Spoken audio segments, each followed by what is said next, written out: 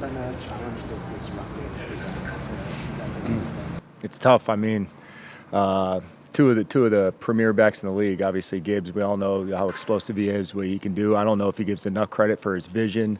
How he can run the stretch run game and cut it back. He's heavier than you think. And then Montgomery is, obviously he's a starting back for pretty much everybody in the league, and they have a great 1-2 punch, and not to mention a great line and a great scheme that's well coached, and it's going to be a huge challenge. What was it like seeing Nate get that interception last week? Oh, it was awesome. He's just a stud. I mean, he's been forcing turnovers, making plays all year, and he's kind of been the linchpin and the energy of the defense. And, he's the guy we look to if we're getting in a little lull to kind of pick everybody up. And it was cool to see him kind of make the play. You've seen Jared since he came into the league.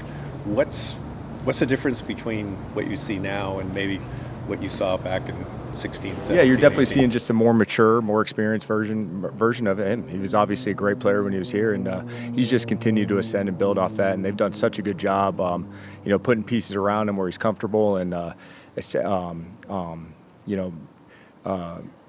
getting to his strengths and highlighting the receivers that they got, getting the ball out of his hands, getting it to the playmakers around him. He has a really good line, really good scheme, really well coached, and he's just playing at a really high level. What do you think makes Nate Landman such a good fit on this team? He's really smart, he's tough, and he can communicate. And, those are the three things usually when you can do that, and, we'll be able to make it work. And, I would say he's a lead at those three things, and, he's just a really good football player. He's big, he's heavy, and, we just love having him. How have you felt about the rotation of corners since he was back? Yeah, to me it's always been a game-by-game thing. We feel like we have 4 starting corners, and, we feel confident with any of those guys. And, we're just kind of rolling those guys through. Okello's been back, kind of getting his feet back underneath him, getting going. And, just like we said, we're lucky to have those guys. And, based on the week, based on the matchup, we're going to do whatever it takes to win that week. How do you think Jared Verse has taken to just the extra responsibility, just the extra attention he's getting from offenses, and what are some of the, ways he's impacting the game that aren't as obvious to outside people, like with the sack total? Yeah, we've been talking to him about, being in a great stance, being 1 of 11, not trying to do too much, not trying to be Superman every single play, and he's done just that. He's affecting the game. He's affecting the quarterback. He affects the game every single play. He's not just one of those guys, a one-trick pony that comes in and rushes. He's a guy that offenses have to account for him every play, and he's done just that. And it's not affecting, whether he's getting chipped or all that type of stuff. It's not affecting his effort. It's not affecting his mentality throughout the game, and he's done an awesome job this season. Go ahead. What's your approach throughout the week just for getting with your assistant coaches and, their input on the game plan and things like that? Yeah, we have an unbelievable staff, and I really lean on them in different portions of the game plan. And different coaches are responsible for a specific section. Chris Beek does an unbelievable job with our red zone. Aubrey does an awesome job with the first, second down pass. Drew and Joe with the protections and our blitzes and stuff like that, and Giff obviously with the run game and helping out with the front stuff. So I really lean on those. It's a true collaboration kind of throughout the week to get to the best place what it is. I'm just kind of calling it in on Sunday, but it truly is within specifics of the game plan. You segment it, and you lean on those coaches. Those coaches are the experts within that portion of the game plan, and we're just working together to put our guys in the best position based on the week. Desjuan Johnson got an opportunity, seemed like an expanded one last week. What's kind of his role? Is he outside linebacker, D-line, or how are you guys using? Kind of depends on the week. We just like we've kind of always done with, whether it's Tank or Josh Wallace or guys like that where you can move him around. He's a guy that you can move around. So depending on the matchup that week, we see him as a guy that could play D-line for us. And but he's obviously athletic enough to play on the edge, athletic enough to drop, do different things. So, he's a guy that has a really good skill set, and, and you saw him get in there last week and kind of get some action and do a really good job. What have you made of the way the Lions have used Jamison Williams kind of at varying points this year? Oh, he's been great.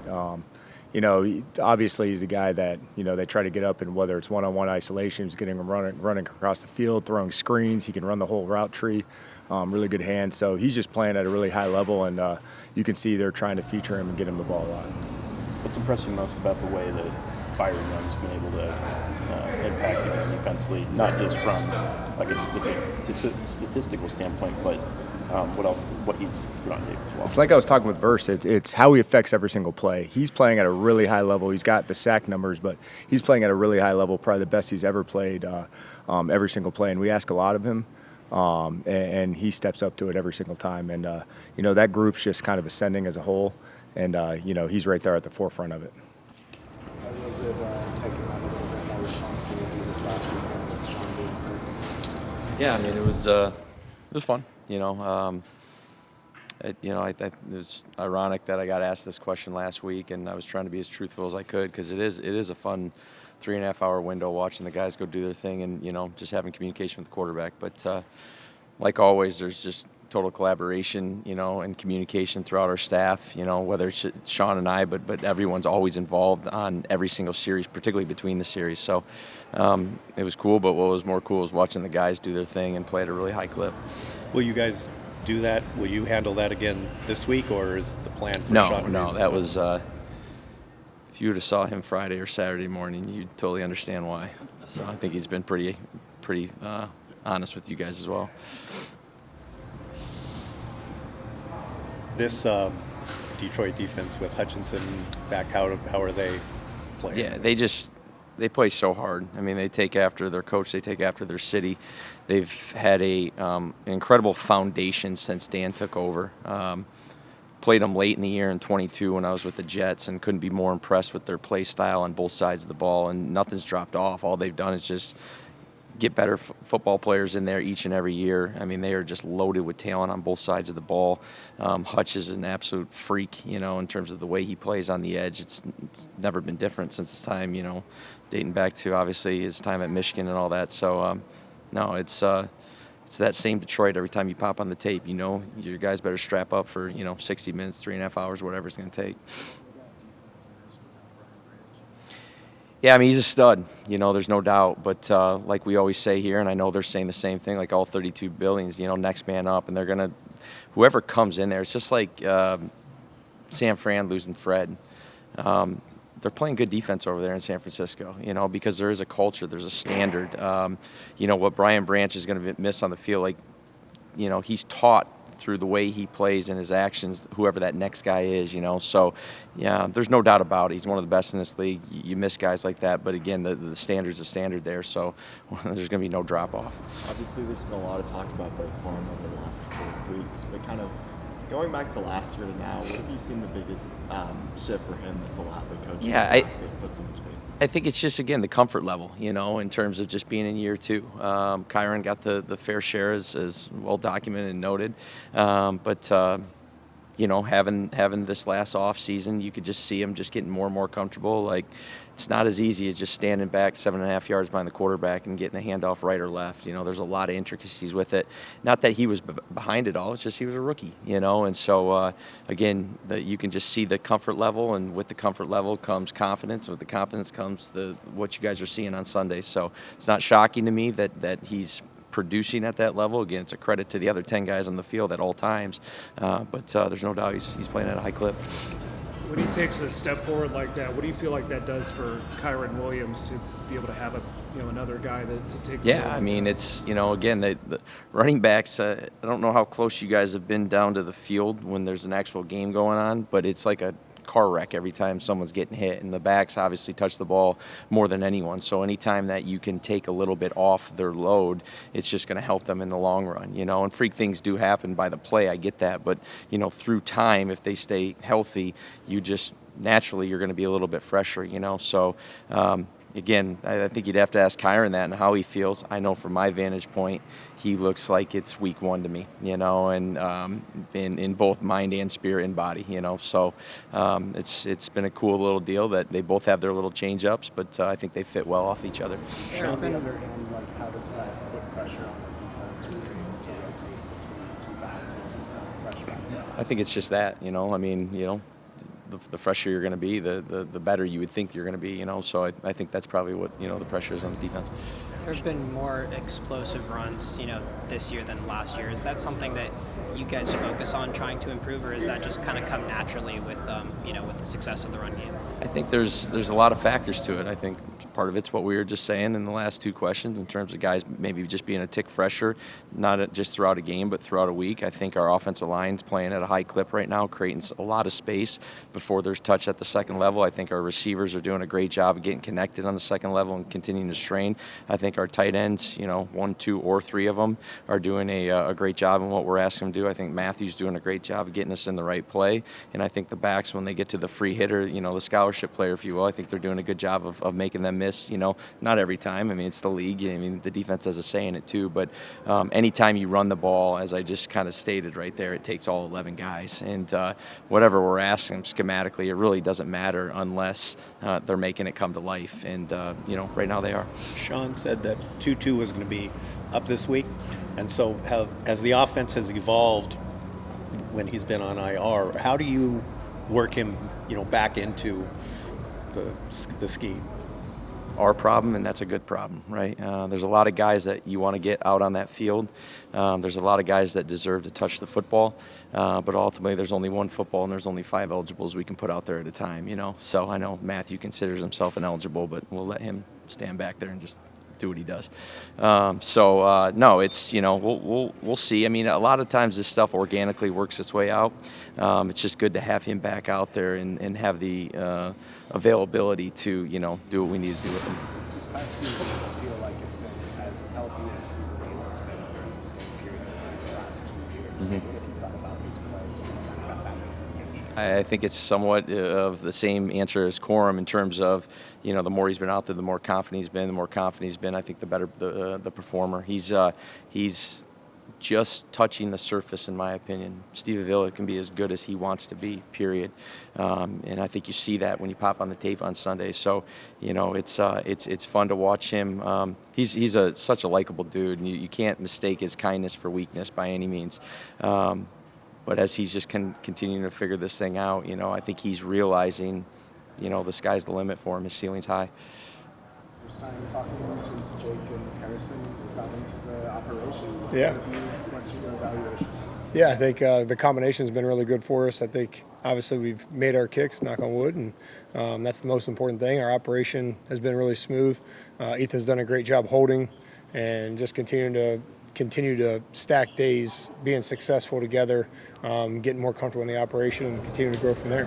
What is it about Harrison that you've noticed that's let him just step on a new team when he's never kicked in the NFL and handle this? Yeah, I think his success in the UFL, that's one of the main things. You having confidence in yourself, and then having an operation as fast as his helps all the protection, everything, being able to be quick, be smooth, get out on the field quickly, and I think his mentality is like, put the ball down, we'll go. It's just what I've noticed since day one with him being here is get it down. It's my job to make the kick, and I think everyone really appreciates that and been smooth.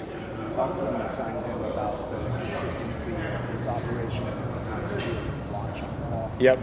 What allows him to keep so consistent in both those aspects? The timing of when he leaves, he's shorter, he's quicker to the ball, and that's one of the main things. So he can leave he can see the snap kind of go and the hand come up and then take off regardless of anything else, whatever happens. If there's any delay in a snap or if there's any hiccups in the operation, he leaves at the same time, and it keeps it really consistent. How do you manage the situation with Cardi on practice squad and released and brought back? I mean, as a coordinator, how are you dealing with him? Yeah, I think it's a great opportunity for all of us. I mean, I think we all have a lot of belief in what Josh is, his ability, his talent level. He's continued to work in reps every day that we go out and kick, and in front of the team with everybody, live operations, and just continues to have success. I mean, his talent's there. He knows it. He understands a couple of the mechanical things that he's got to continue to improve upon that can make him be more successful and not have any of his success depend on others. And I think that's one of the things as a kicker, a lot of it all depends on a lot of things around you, but you also got to take accountability or ownership for it and what you can take out of any room for air out. And it's something he's done a great job with, and makes it really easy with his personality and who he is and his compete levels. And I mean, that's the most key and critical, who the person is. I mean, there's not everyone that you could just put back on the practice squad and continue to develop and help improve. But his ability to take ownership and accountability and press forward because of the competitor that he is, and he knows he's talented. Along those lines, why was it important for you guys to bring him back in some capacity and continue working with him on his development? Yeah, I think you talent. I mean, there's a guy that's got a lot. I mean, he's got a lot. He's got a lot of leg strength. He hits a great high ball. Things that have continued to improve upon. Trajectory-wise, as well as the operational times, that's the key and critical parts of the success. It's not necessarily his ability to kick a football; it's his ability to do the things otherwise.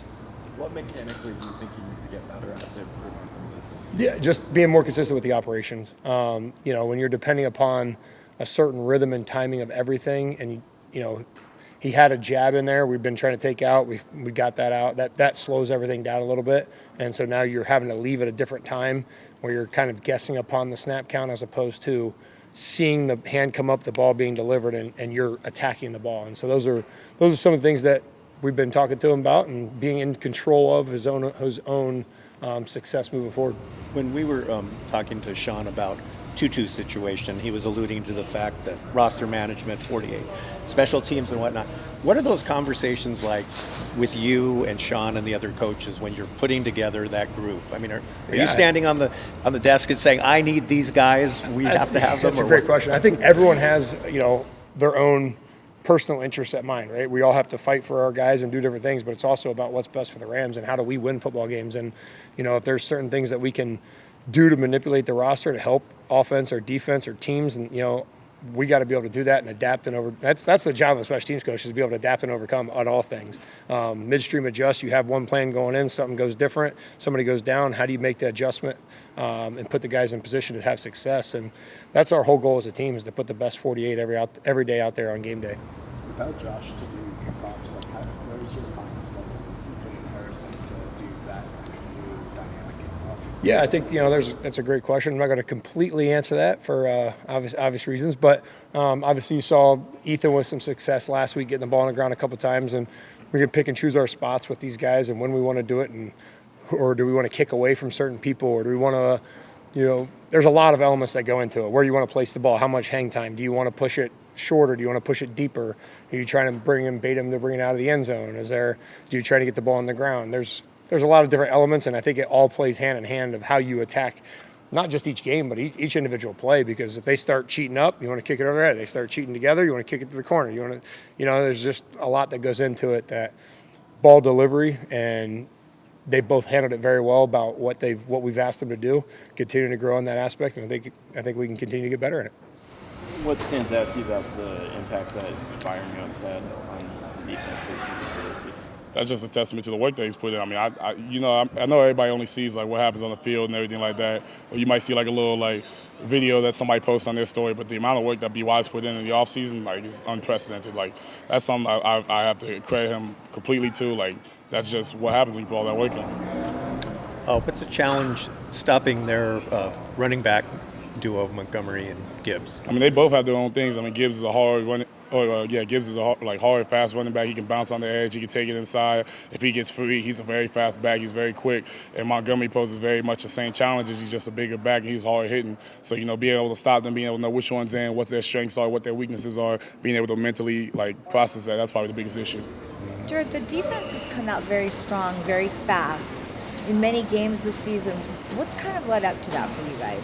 It's just the idea that everyone's got to do that 1 of 11. You don't got to do more than what you're capable of. You don't got to do more than what you're told. When your play comes, you have to make it. If the ball bounces outside of me, outside of BY, outside of Stu, outside of Dez, and it's one of the DB's plays to make, it's E-Man's play, it's Kobe's play. They got to make that play. That's their job. It's just doing your 1 of 11. Just make sure the ball gets to the ground. Jared, how do you evaluate kind of how your second year has gone compared to the expectations you had for yourself coming into this year? I think I'm just doing what I have to. I don't have any expectations. I never put myself in a position to have expectations. Just do what I have to do. This week I have to stop, Gibbs and Montgomery. I have to get to golf. That's just my job. It's nothing to focus anything on expectations or anything like that. Your impact in the game, a lot of high pressures and hurries. You talked earlier in the year about how one of the next steps to being a great pass rusher is beating the double team sometimes. So how have you kind of just managed getting that attention and just how you played with him. Now I'm trying to take it step by step. Right now I'm focused on the chips. How do you beat chips? I've been watching a lot of, Miles, a lot of Micah, a lot of Crosby, a lot of Aiden Hutchinson. I'm watching a lot of these guys to see how do they beat the chips when they, do get the chips versus when I'm just getting a free one-on-one and I know what I'm going to work. Last time you played these guys, I think it was your first game. It's pro, right? So how are you a different player than when you, mindset-wise, going into this one than you were last year? I think mentally I'm just a lot wiser. I know a lot more. I can see, he's stepping down, he's doing this with his hand, his steps are like this. I'm reading the backfield, it's 11 personnel, gun near, the Y's off, like how do I got to handle all that? I'm noticing what their plays are before they're running it. I feel like that was the biggest step I needed to take from year one to year two. Mm-hmm. You mentioned Hutchinson. Is there kind of a mutual respect there with edge guys coming off the edge, good pass rushers? I mean, yeah, when you see somebody like that, like I'm able to, humble myself and know, okay, this is my strength. This is what a lot of people look at me for, and how they can take away from my game. But I know, okay, this guy's really good at that. This guy's really good at this, and be able to look at these other guys and be like, all right, like I need to be able to copy this. How does he do it? What's his first step looking like? How's his hand looking like? A lot of the best pass rushers, a lot of great pass rushers, they're kind of in their 3-point stances. I got away from that, so I'm like, okay, like what's the difference between the 3-point and the 2-point? So I'm doing a lot more research on stuff like that. How much does the running game open up the things to the passing game? There's no way to set the trenches better than for those guys to fire off in the run game, and then for the defense to be playing off their heels. That's how we want to play offense. We want to be attacking, and we want to be on the attack at all times. And when you run the ball, it allows for that front line to have an easier down than a normal pass down when they're expecting it on the third down or known passing down. So it makes it my job a lot easier when we're running the ball very effective. At what point in the LeBron James career highlights pregame did you stop at before you had the game you did last Sunday? Oh, I actually went through the whole 2016 finals run. I started the NBA has the full game 1 highlights. I watched the heartbreak of game 1 through 4 or 5, whatever it was, and then I watched them both drop 42, and I was like, man, what a performance. And then he goes for 42, and I was like, all right. I probably got right before we went out there, I was like, probably first half of Game 7. There were a couple of Kyrie transition baskets where I'm like, oh, if I could do that, that would be a great Sunday. As a football player, are you more motivated, do you think, by other athletes in other sports or football? I think of the football staples that I've had in my life. Of being that the first sport I played as a young kid.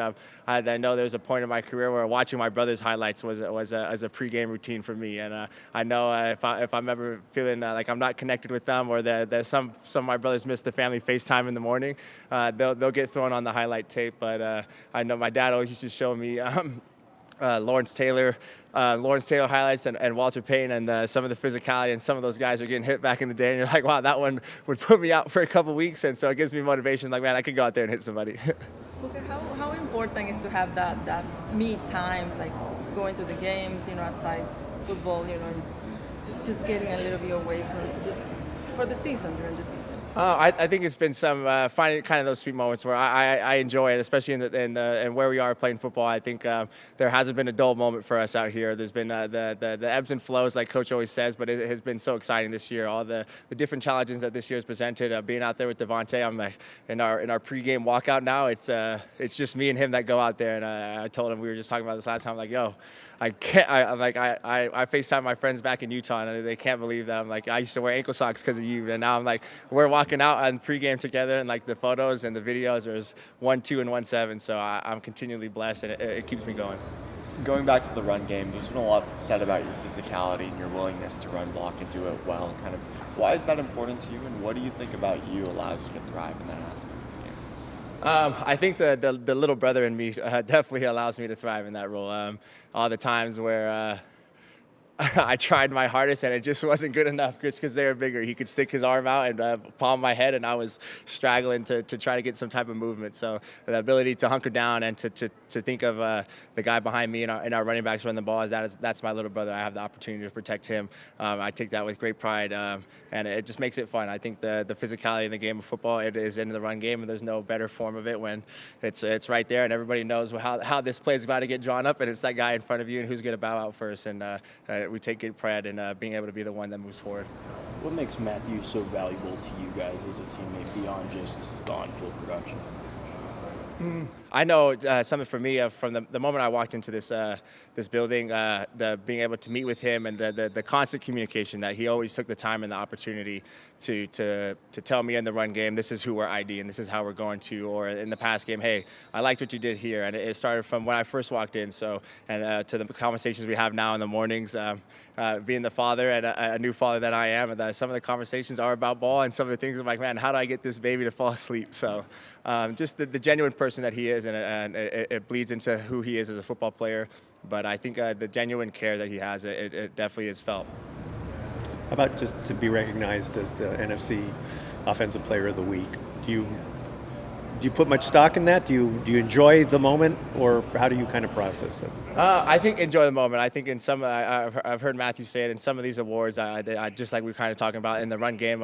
It is a process to get to the pass game. It isn't just we line up there and it's a premier look to go out there. So I think of the opportunities to share those opportunities with the linemen and especially number 9. Obviously, the connection we're able to have out there. I don't take that for granted. To be on the same page it's hard to do. So I enjoy those moments, and I feel like it's an award for both of us. But it makes it fun because then the standard is risen for myself and then also for our unit. So I think it's fun. You won that award and you were on the field for less than half the snaps tonight. You've been using 3 tight ends so much. Do you feel pressure? Do you notice that like you've been on the field not maybe have as much? I definitely so. I think it's fun. We're talking about the run game so much, so it's fun. It's fun to see out those boys. And when I get to go out there and our 13 personnel, I feel like I'm like this is just all tight ends out here, and I'm like this is fun. We get to go out here and they know we're getting ready to mash somebody. So it's been fun for our offense to go out there and execute in every personnel group that we have. But it's also nice to come out here and be like, all right, I'm fresh to run these routes. What kind of challenges does Detroit offer to you guys? I think in their front, obviously they have some great rushers on the edge, and then their secondary and the ability to play man. I'm like they're going to be up in your front. They're a physical outfit. So I think in some of the teams that we've played, you look in some of the tape, especially early in the season when we got a chance to play the Texans and you play the Eagles, and you watch on tape and how they rally to the football. I think is something that is clear and evident on the tape, and it's going to be a challenge for us to continue to do what we do at a high level.